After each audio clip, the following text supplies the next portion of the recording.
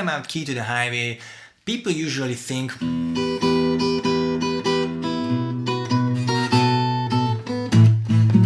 or at least I certainly do, because this is how I usually play in standard tuning, key of E.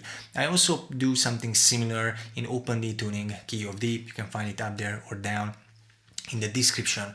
But today I would like to talk about how Eric Clapton plays it, because I recently saw him on YouTube on the Lady on the Back on his show playing Key to the Highway, and well, he usually plays it in the key of A, and it sounds pretty cool. Uses a lot of Delta blues vocabulary from A, you know, Robert Johnson stuff, and I thought it would be nice to learn it.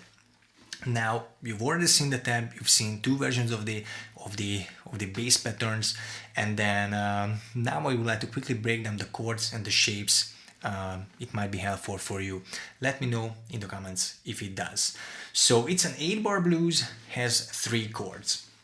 The trick here is from your 1 chord, you don't go to the 4 chord like you usually do in a blues, but you go 1 to 5 and then 4. So in the key of A, that means you play your A chord, and I'm adding this high A note here, 5 or 5th fret of the E string on the 1st string. Maybe I can walk down to G to get my dominant 7. So that is my 1st chord, A, and then, you know, big cowboy E chord, maybe adding the 3rd fret of the B string, that's a D note, to make it an E7, E dominant 7. You can even release your ring finger to let the open D string ring, I mean, depending on the bass line or the bass notes you want to play, and then you go for the 4th chord, which is, you know, D7. This would be your D major, and again, already discussed that this is your D note. You move it down to C.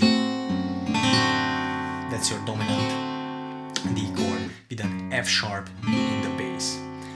Now, this is actually the chord that Eric Clapton starts the song with.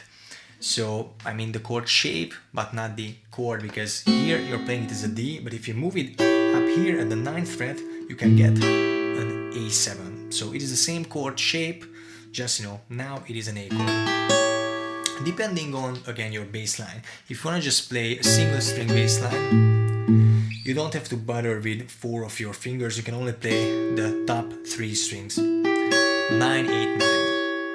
But if you want to play an alternate bass, you would need to take your index finger and put it on the 7th fret of the D string. That's an A note, so you get an octave bass. So the 2nd chord was E, but what you can do is stay up here and move a little bit further up the neck and use that A-shaped E chord that we looked at in the very beginning.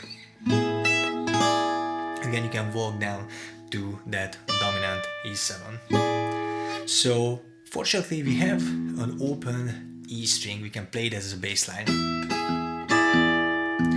Or if you want to alternate the bass line, you can take the 9th fret on the D string, there is a B note, that is the 5th degree or the 5th, you know, of the E chord. So it is similar to playing the open E against the 2nd fret of the A string. That's gonna be, you know, this B7. And, you know, usually you would, in this position, you would play an octave bass, so 2nd fret of the D string, not the A. You can combine it too to have the Chet Atkins style, or, but people know this from, is usually Folsom Prison Blues. So, and then Clapton jumps down for the D7 chord. There's another D7 you can play. You know, people like Chet Atkins and Tommy Mine, everyone else uses this a lot for finger picking. Works very well. If it's not familiar to you, then, you know, take your C chord, add the pinky on the G string, and move them up 2 frets.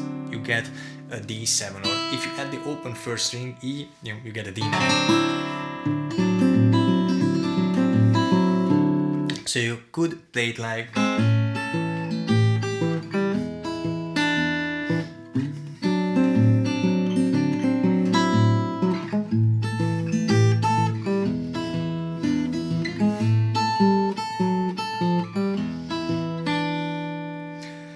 So the last thing I would like to quickly discuss is the turnaround. Now it is pretty common to have like a pedaling note, this high root note from your A chord, so fifth of the E string. As we discussed, it is an A note, and then open A string, G, F sharp, F, and E.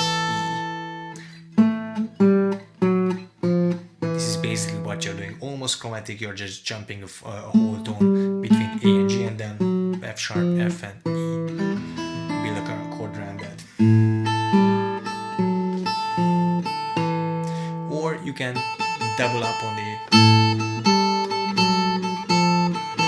so you're playing, you can play the high A string together with your bass notes, doubling up on them. That is a very Delta thing to do. So you got the tab once again, and that should help you play this song, or at least I tabbed it, or I try to do it like somewhat like Eric Clapton, but I give you a couple of variations.